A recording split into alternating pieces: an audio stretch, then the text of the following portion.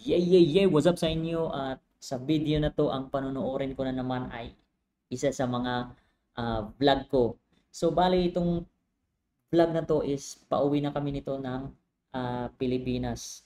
I-share ko sa inyo kung ano ang naging experience namin or naging experience ko nung pauwi ako ng Pilipinas. So, huwag na nating patagalin mga kaibigan. Tara na, panoorin natin. Good morning guys. Ngayon ang araw ng alis namin.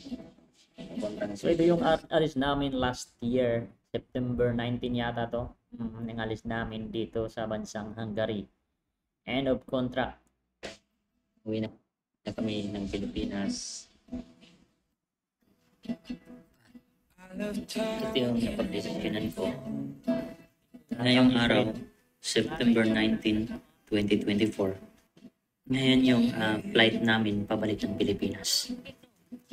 Gusto ko lang magpasalamat sa mga kasama ko dito sa Hungary, sa mga kasama ko sa adventures, kasama ko sa mga vlog ko. Maraming salamat sa inyong lahat. Mag-iingat kayo palagi. Hanggang sa muli nating pagkikita. Paalam.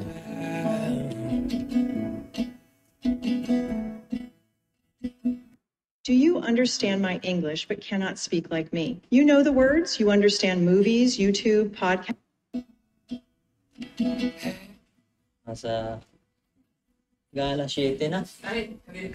Ay, mga brother ko. Lari, bye-bye. Alas 7, kaya naligo ako. Maliligo pa ako. Doon na lang. Airport na lang. Malit ako ng gising. Naligo naman ako gabi. Diretso na to, sabi ko. Airport. Para sa date? Ay, ito para sa, ito yung ano. Ay, nawala yung, ay, ginamit Yung ko. siya Ito yung sa Barbara, yung malaki. Hindi, Yung hindi gamit. naman. Ay, wala, nandiyan yung mga jowa. Mga jowa. Yan yun.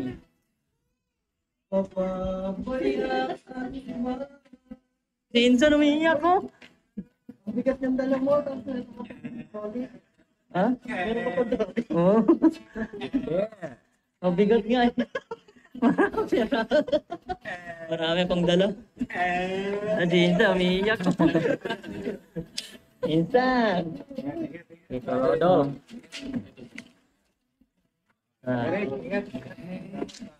Philippine Malaysia. Brother. Brother. Wait, no. Saan kami, sir? Bye-bye, sir.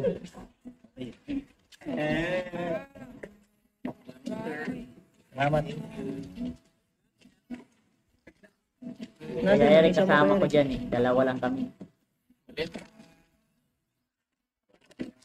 Pero pagdating namin doon sa airport, may mga kasama na kaming mga Pinoy at si ate din, isang Pilipina. Doon na kami nagkasama sa airport na at nung time na yun ay uuwi din sila pabalik ng Pilipinas kung mahal. Ito na siguro yung sa akin. Ano, hindi naman. Kuya Ari. Ay, mali na ako. It's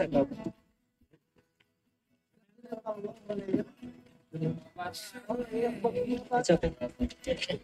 Dito si Kuya Eric sa ano. Hindi. Ayan, pala dyan.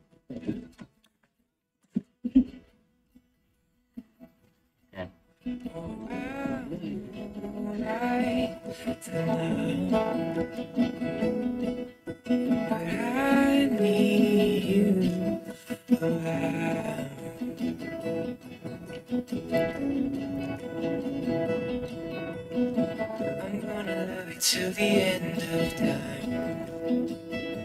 May sagot ang Rex. Ha?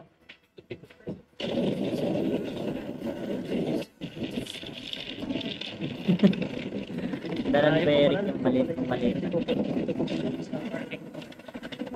Ariel.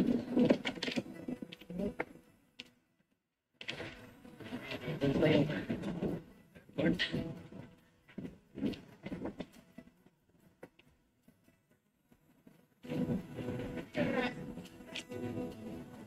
Lamig na namin. Kami sa Hungary.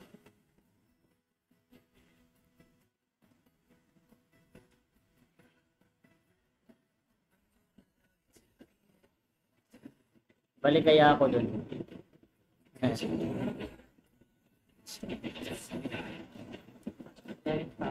Airport. Punta na tayo dun. Hanapin natin yung elevator. Dito na kami. Ferry. Sa Budapest Airport. Lalo na kami. Hello, guys. Saan tayo? Hanapin natin yung elevator. Pababa. Elevator. Walang elevator. Nandun yata yung elevator kasi ano, marami kaming dala eh. And, ano si elevator? Kuya Eric. Pagpunta ko, over ano yan? Makapabalik din. 25, ayos lang yan.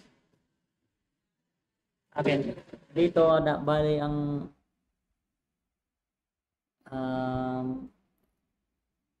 bagahe namin ay 22, 24 kg lang yata yung ano, nasa ticket, tapos pinaano kami, tawag nito, inaccept nila yung bagahe namin, wala kaming binayaran.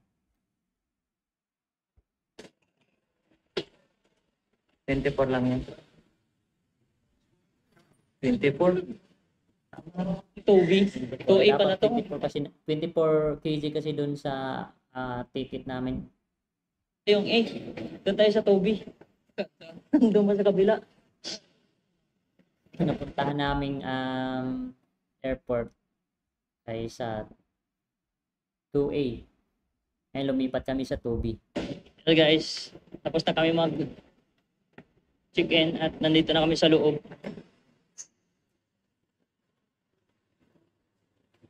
So dito habang naghihintay kami ni Kuya Eric ng flight namin ay may balance pa ako dito ng SIM card ko, nasa 19,000 pa yata. At binili namin ni Kuya Eric dito kasi pag uwi ko wala nang gagamit eh. Tsaka para malibre na rin sa pagkain diyan sa pagdating namin sa airport. Bumili kami dito ng 2 bucket yata ng basta yung may kanin or manok ba yun. Tapos hanggang China. Flight 12:20. Karating sa China yung manok ay yung KFC galing sa Hungary. 59 makikita na natin yung gate natin, Derek. 59 minutes pa, 1 oras pa. Okay. Ito yung itsura ko ngayon. May pa rin ko itong kung pantalong pang init. Ay, yung chinilas ko, naiiwan ko dun. Yung ganito lagi ako pag nag-travel. Kasi pag-scan, maraming huhuba rin, pinapahubad, sapatos. Kaya pag nagta-travel ako, pag may flight, naka-t-shirt lang ako or naka-shorts, tapos sinilas para dire-diretso na pag scan. Wala ka nang ibang yung hubarin. Sayang. Yun guys, immigration na kami. Bawal ang camera dito, kaya i-off ko muna.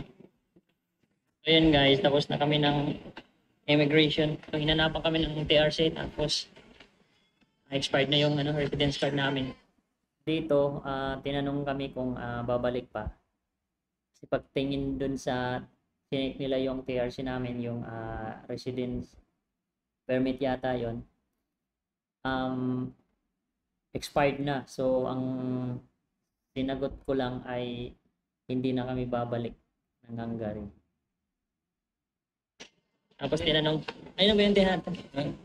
May naisip ako. Oh. tinanong kami kung babalik. Tapos sabi, hindi na. Kasi nga yung TRC namin or resident ID expired na. Kaya sabi ko, sagot ko lang doon na ano, tapos na yung kontrata namin. Tapos na yung kontrata ko, hindi na ako babalik. Kasi expired na nga. So, ayan, dito na kami.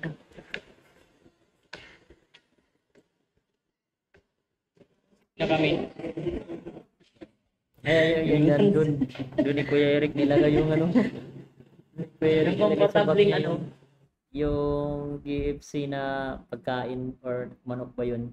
Tapos parang na tapon yun sa loob ng bag niya eh. Yung sinabi ko na ano, yung lunch meal sa Nino yung Keno, yung mga OFW pa ba. Pwede yung mga libre ang ano doon, Eric. Libre yung pagkain doon. Parang sa Pilipinas lang ako, nandito kami sa Europe. Hello. Hi. Yeah. Hello. Chinese, ano kasi ito eh, China Airline. Yung sinakyan namin China Airline. Tapos doon kami layover sa China, sa Beijing.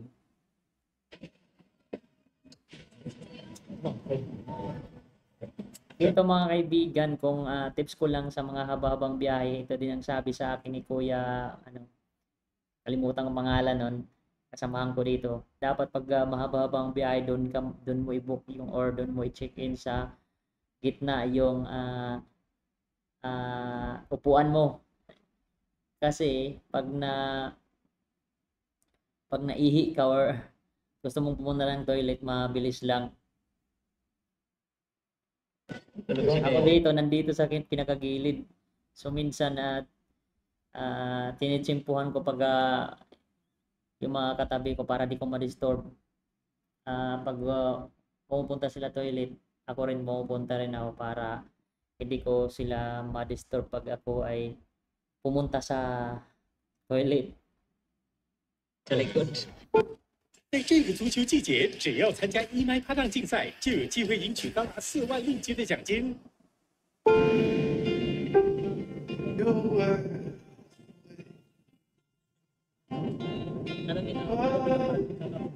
This could be the best thing ever.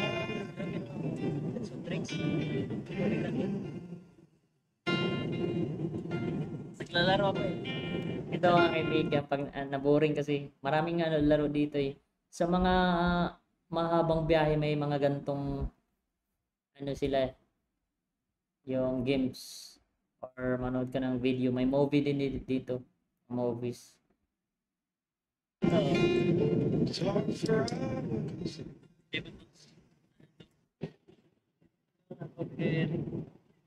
Kasi naka-reserve pa na ako. Nag-reserve ako na pagkain. Inuuna yung sa akin. Online. Hindi ko na... So dito, nung binigay sa akin yung ticket ko at nung nakita kong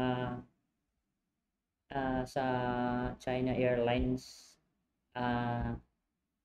yata nila binok or itong sinakyan naming airline is China Airlines, tapos yung binigay sa akin ng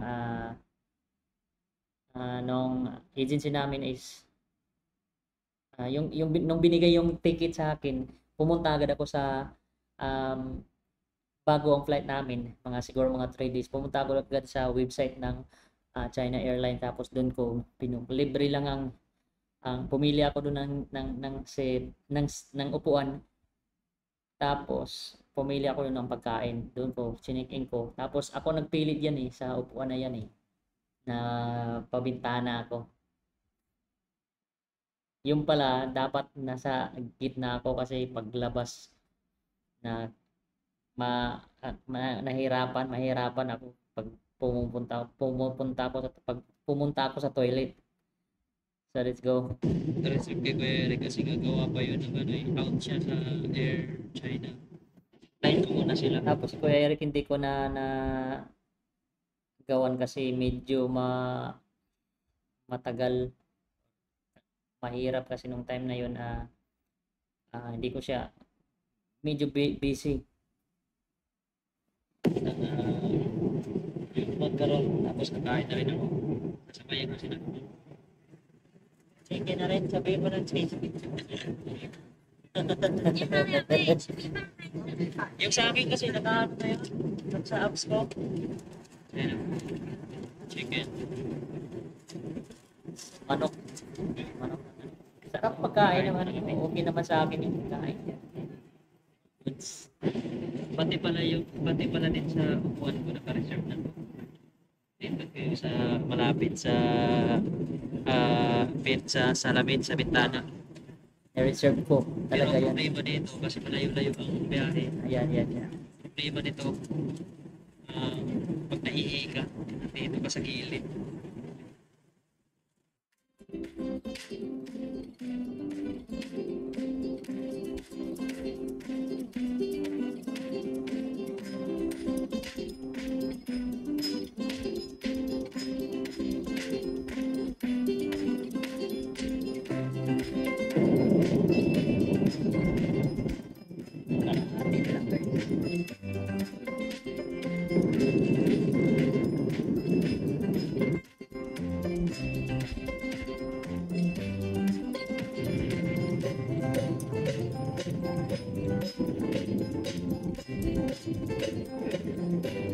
Daw na sa video China. Lalabas na kami.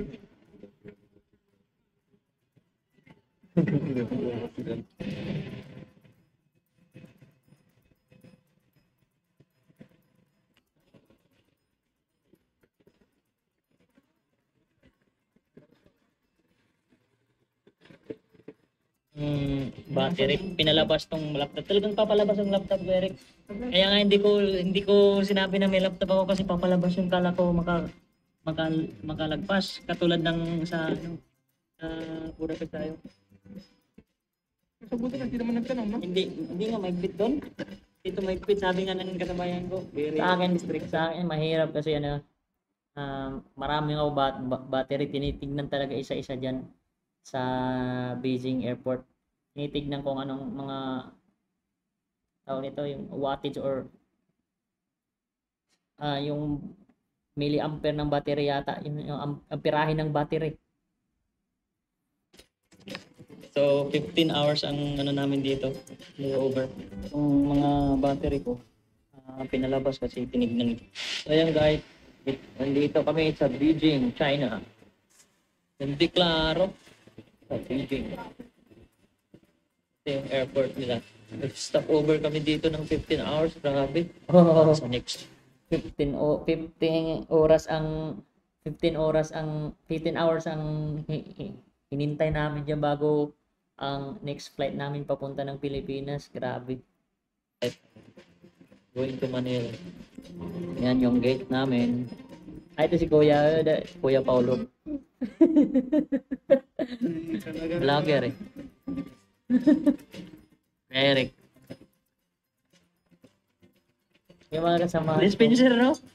Si Kuya Erwin. Eric. Bisaya. Dito tayo yung pinakapugi. Ako. Di ba? Natama kayo sa vlog. Makikita nyo to. Yabang. Pangit naman. Pangit sila. Ayan. Kami nagsakay na. Yan. 5 hours ang biyahe namin dyan. From Beijing to Manila. Yan, after 5 hours. Welcome to the Philippines. Yan, taga siguro. Ano pa? Yan, nandito na kami sa Pilipinas. Galing. Sa wakas, sa karating din. Pero, lilipat pa ako ng isang meron pa ako isang flight eh. Isang flight. May flight pa ako papuntang. Pagkatapos ng immigration, giwalay na kami. Ako naman ay pumunta sa NAIA Terminal 3 para sa huling flight destination ko. So, pare doon sa hindi na kami paglabas doon sa immigration, nauna na ako kay Kuya Eric kasi inintay ko siya muna ng ilang minuto, kaso matagal kasi pinapunta siya dun sa office ng immigration kasi may kaparehas daw siya na pangalan. Tapos sinabi ko na lang sa kanya na mauna na ako kasi may flight pa ako. At yun, ako na lang mag-isa ang pumunta. Mag-isa dito, wala na akong kasama. Yan. Butuan. Going to Butuan. Last trip. Yung biyahe ko dito eh. Haba. Plano.